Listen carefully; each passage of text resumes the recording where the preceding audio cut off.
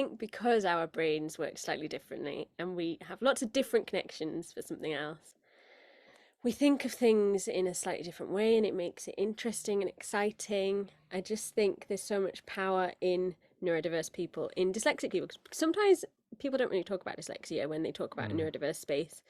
And I just think it is a superpower to be able to look at something and see it slightly different than the majority of people. I think that's really awesome. And also, what you said about empathy and coming at things from an emotional standpoint is also so key in creativity, I think. That's another superpower. It's like we're just superheroes.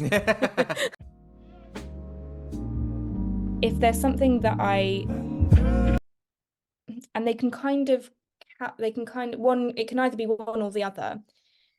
So I think, say there is something that I maybe don't like so much, I find that can almost trigger my dyslexia to be worse. Like if I'm not enjoying it, then it's like my brain goes into block mode and I can't, and it feels overwhelming, and suddenly it's like my brain makes it harder. Uh-huh.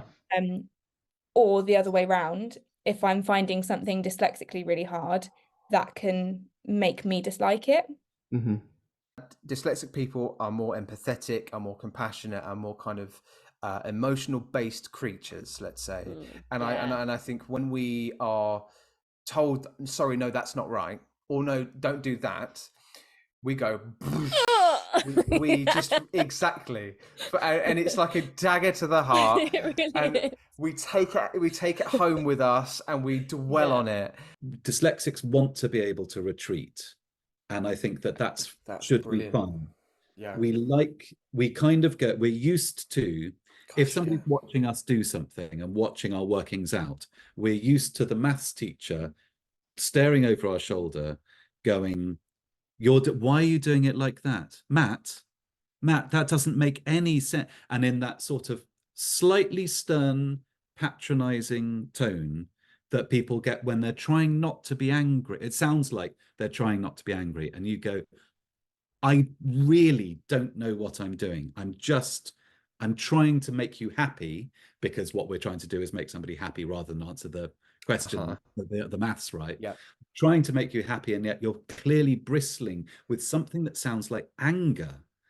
And it leaves us bewildered. So what we typically like, I think, is to be given a set of instructions. What we're looking for is X, Y, and Z, and for them to be as clearly labeled as possible, not in an arty, flowery little way that's up to interpretation, a really clear use of language, so that then we can retreat, work out what they mean, try and understand it, try and work out where the goalposts are, and then start to become a little bit playful and go, oh, okay, so I could do it like this, I could do it like that. Okay, brilliant, now I know what I'm doing. But we need to be able to go into our shell so that nobody's watching, and sort of Google or ask a trusted friend, go, when they're asking for this, what do they actually mean? Stressing out, especially when it comes to like line learning, all of that, the mental preparation, because I can get literally stressed, like physically, all of that. How do I put my mind and my body right if I have to go into an audition or if I have to do a tape? It can be movement that's due to my dyspraxia, because my coordination skills are not that. But sometimes you just have to laugh about it, because then if you don't laugh, you'll cry. God, yeah. But no, I'm all good. But yeah, I would say if the movement is like so fast, it's me even trying to keep up with that. If they're like 5, 6, 7, 8, doing stuff in groups, all of that movement, and they're not even thinking that you're a strong enough mover. Let's speak to it. Speak to it. Like, don't be ashamed by it, and therefore don't use it as an excuse. Do you see what I mean? Don't be ashamed by it. Don't let it block you. Speak your truth within it, and just state it. Just state it as a thing, and because actually that will help then be able to identify where the trauma stops, where the shame stops, and where the actual blocks are within the complexity and one's brain. Do you see what I mean? Mm-hmm. But trying to speak to it and allowing that trauma and shame to be reduced from it can only make that process an easier one. Mm-hmm. So the quicker you can get to that point, and it's easier said than done, but the quicker that you can get to that point, the better.